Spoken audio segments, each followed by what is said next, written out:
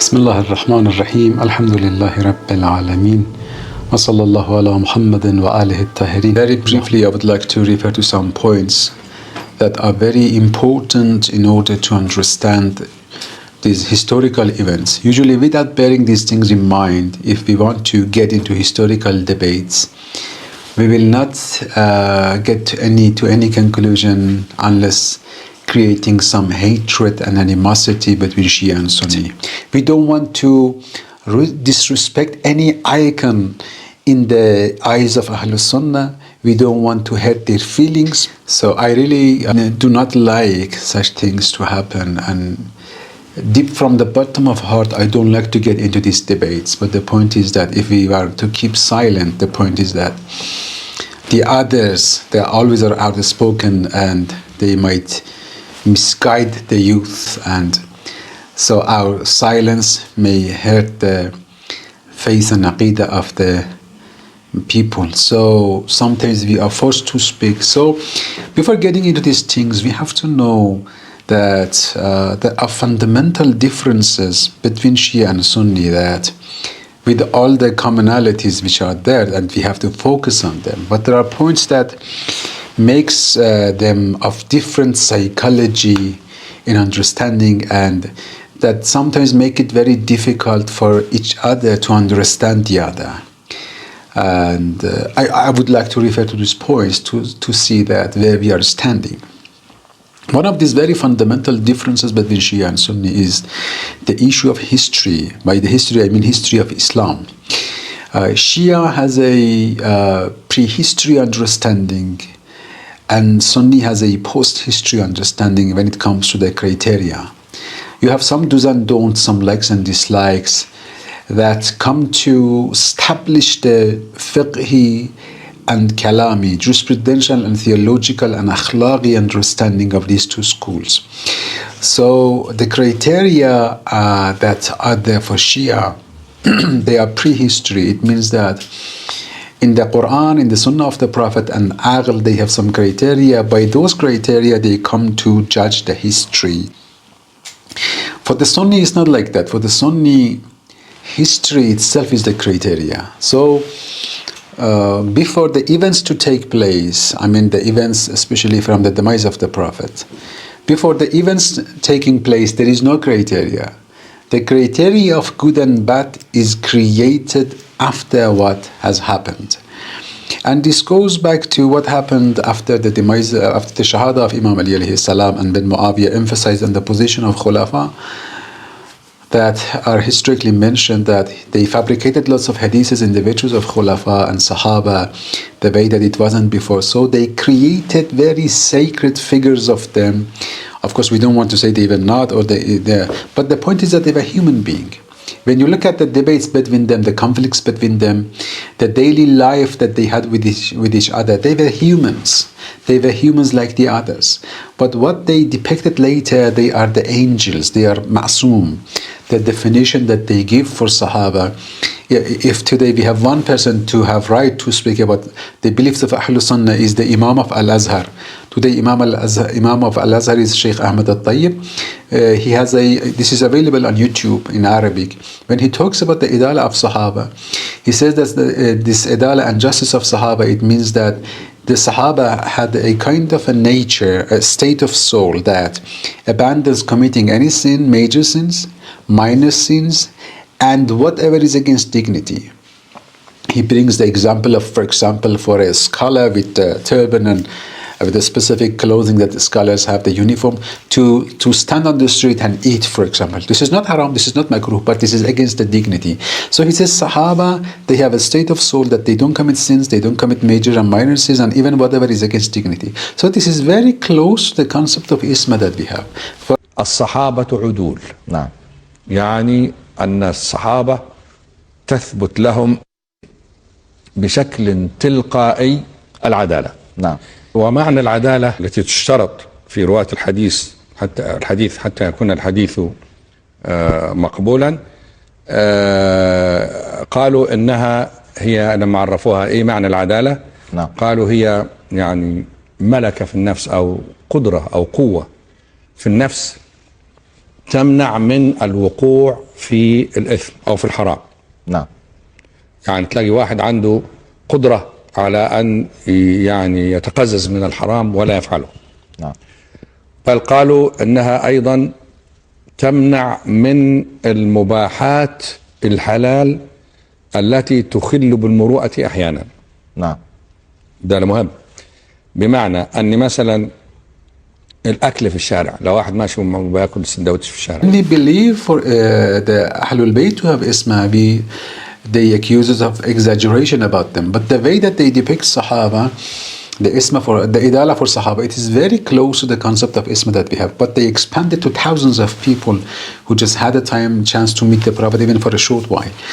So that approach is not realistic. So when you read about them, they were human, they were likely to commit sins and mistakes. That's why I said they abandoned reading about them. In order not to hurt this principle, they say better not to read about them. So they derive their criteria out of the history that took place in the lifetime of Sahaba, and later on they come to say, for example, what is the criterion for choosing a ruler, a khalifa? For Shia, there should be a Nas declaration from the Prophet or Qur'an, and we believe that for Imam Ali there was a declaration. But for them, they say no, khalifa can be chosen by ijma or some people, the way that Abu Bakr was chosen by in the procedure that Omar pushed it, and Omar made Abu Bakr to come to Khilafah, or it can be chosen by the previous Khalifa. Why? Because Abu Bakr chose Omar. And it can be in a council. Why? Because Osman was chosen that way. Or it can be chosen by the people's choice, the way that Imam Ali was chosen when they came to the door of Ali. We see these criteria are made out of the history. So for them, history matters. For them, history is important. And if you want to challenge the history, it means that we are going to criticize those fundamental beliefs that the religion for them is established upon. And this is something that they cannot stand it, they cannot tolerate it. That's why the only approach that they have is to justify whatever has happened in the history or delete it. And these are the things that might be difficult for us to understand. So I said for Shia, it's prehistory criteria. For example, if you want to see that, what is the approach of Shia towards Bedouins, Al-Arab?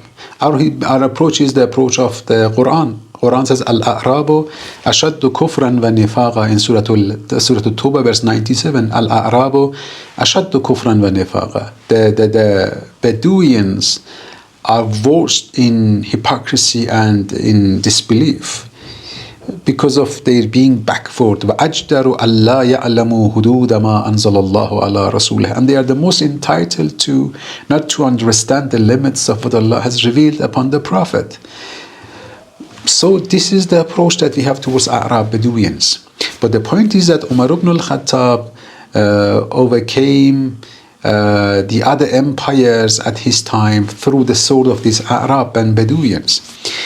The hadith is in Sahih Bukhari, volume 5, page 15. Omar, when he is making his wasiyah, his will to the third Khalifa, he says, Usi al-Khalifata min ba'di. I advise the Khalifa after me. He mentions several things, then he reaches to this point and he says, وَأُوصِيهَ بِالْأَعْرَابِ خَيْرًا. I advise him to be good with the Bedouins. فَإِنَّهُمْ أَصْلُ الْعَرَبِ. They are the origin of Arab. وَمَادَّةُ الْإِسْلَامِ. And they are the essence of Islam. So Islam, Umar, imagine at his the time of his death, he is talking about the Islam that he had, the Islam that conquered the Persia, the Rome, and the the Egypt. That Islam, it was the Islam which was supported by Bedouins. Inshallah, we will mention that even according to narrations, the Bay'ah, the allegiance for Abu Bakr was taken under the pressure coming by the Bani Aslam, the Bedouins. So the Bedouins were very influential in strengthening their power. So he says, so this power which is depicted as Islam and the powerful Islam that they have made, that in that Islam that they made, I mean, in the history, the phenomena which is on the ground, this Islam, the essence of it is Arab. The essence of this Islam are the Bedouins. But for us, for Shia, the essence of Islam is Amirul Mu'mineen and Ahlulbayt. And you see, for the Shia, the criterion is in the Qur'an. For them, the criteria is on the ground, what happened on the ground, and that becomes the history. So this is one very important difference between Shia and Sunni, that they may not understand each other properly. Another point is that, as I referred to in the first point, the essence of the fiqhi and theological understanding of Islam for them is established on the justice of Sahaba. Sahaba are just, and whatever they do or say can be hujjah, can be proof upon the Muslims. Again, for Shia, this is not understandable, because Shia, after the Prophet, they had Ahlul Bayt alayhimus salam as ma'asumeen, they were infallible, and we believe that their knowledge was a kind of divine knowledge. So for us, this divine knowledge continues for almost 250 years. So under the developments, under the new issues to come, when Shia had a question, they could refer to Imams alayhimus salam and get the answer from them. For the Ahlul Sunnah, the Prophet lived around 23 years after his prophethood, and at that time Mecca and Medina are very small, I mean, in a sense that it is very basic, elementary society. The questions that people have, if you look at the form and the nature of the questions people ask the Prophet, are very simple things, primitive things about the maybe daily issues that they had. But after conquering the lands of Persia, Rome, and being introduced to different cultures and religions and philosophies to come from Persia, from the West, and different schools of thought to be exposed, and now there were lots of new questions, lots of newly issues being occurred, and they needed an answer for that. And answer for these questions were not necessarily in Sunnah of the Prophet. So they had to expand the Sunnah somehow. So to expand the Sunnah to the Sunnah of the Khulafa and Sahaba, it could solve the problem. But if it was about to be limited to the Prophet, again, they had such a problem. So again, in order to be sort of in ease concerning the newly occurring issues, and to have the answer for them, it was of very vital importance to expand the Sunnah to the Sunnah of Sahaba and Khulafa. And to do that, they had to again give a kind of Adalah and a specific meaning of justice to Sahaba. And if you want to criticize what Khulafa they have done, means that you are shaking the pillars of this fiqh and theological school, that they cannot stand it. This is also another important point. So when you see, for example, when they talk about Khabar al-Sahih, a Sahih hadith, they say a Sahih hadith is a hadith that is recorded by a Ravi who is Adil and Zabit, just and of good of recording, and to be muttasil, to be connected to the last person. According to Shia, this last person should be Imam Ma'asum, should be infallible, to be Imam or the Prophet. So if you end the hadith, for example, with Zurara, is of no value. If you end the hadith with some Sahabi, by itself is of no value. He has to say, I'm narrating from the Prophet or from Imam. But for them, to be connected to the last person who is a Sahabi, that's enough. It's not necessary to end a Sahih hadith to the Prophet, because the saying of the Sahabi is also Hujjah. So you see that how much influential is the understanding of Sahabi for them. And another point which is also important is what later on they came to establish in the understanding the essential good and evil. Because there were debates about what the Khulafa and the Sahaba did in the history. So when they were forming the fiqh schools, the Ash'arites, that are the predominant Sunni thought today, they said, Al-Hasanu ma hassanahu shari, al-Qabihu ma qabbahu shari. Good is whatever Allah considers to be good, evil is whatever Allah considered to be bad. So Allah decided Abu Bakr to be in charge, then this is good. You cannot question it. Allah decided then after Abu Bakr, Omar to be in charge, then that is good. Allah decided Osman to be in charge. You cannot question what Osman did. Al-Hasanu Muhassanahu Shari. Allah liked Osman to be Khalifa. Allah liked Muawiyah to be Khalifa. Allah liked Yazid to be Khalifa. Allah liked Yazid to kill Imam Husayn. That's not your business. On the day of judgment, if Allah wants to take Imam Husayn to hell and take Yazid to Jannah, it's not your business, because Allah wants this. Al-Hasanu ma hassanahu shari. Whatever Allah says is good is good. Whatever Allah says bad is bad. So it's almost everything is in the hand of Allah. There is nothing in the nature of things as good and evil. Contrary to that, we believe that no, there is goodness and evil in the nature of things. Allah doesn't do injustice. So taking Imam Hussein to hell is injustice. Allah will not do that. Taking Yazid to Jannah is injustice. Allah will not do that. Why? Because Allah establishes justice. إِنَّ الْبَاطِلَ كَانَ ظَهُوقًا. What matters is haqq, is the truth. And Allah does not rule beyond the truth. But they say no, truth is what Allah decides.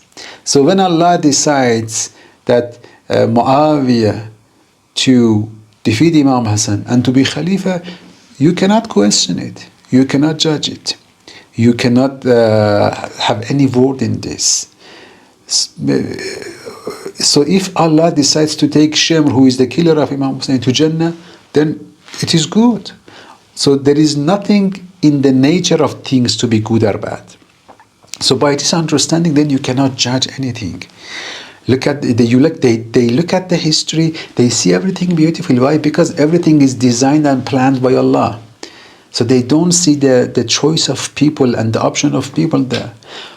And you know, this is something that the Umayyads, they spread among the Muslims, and because it was very, very helpful in justifying whatever they did. So if somebody was about to ask them why you are killing people, why you are looting, why you are distributing public treasury unjustly, they said that this is the will of Allah. To the extent that when Umar ibn Sa'd was asked, why did you kill Imam al-Hussein? He said, Amrun qudhiya fi as-sama. This was decided in heaven, it wasn't in our hand. This is good because Allah decided Hussein to be killed by me.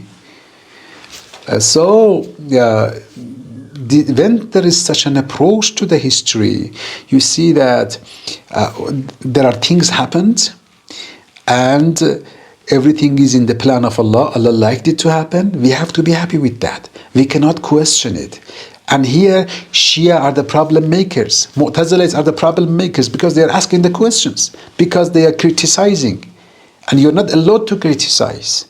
You have to keep silent. And they say, don't read about them. Don't read the books. If you feel that reading the books is going to influence your feeling about Sahaba, because that is the decision of Allah. And you cannot speak against the decision of Allah. So these are the areas that Shia and Sunni, they have problem understanding each other. Bearing these things in mind, if we want to get into these historical issues, it should be with full respect. We don't want to disrespect any icon in the eyes of Ahlul Sunnah. We don't want to hurt their feelings. But these are the historical facts that we deal with according to our understanding and according to the methodology and approach that we have.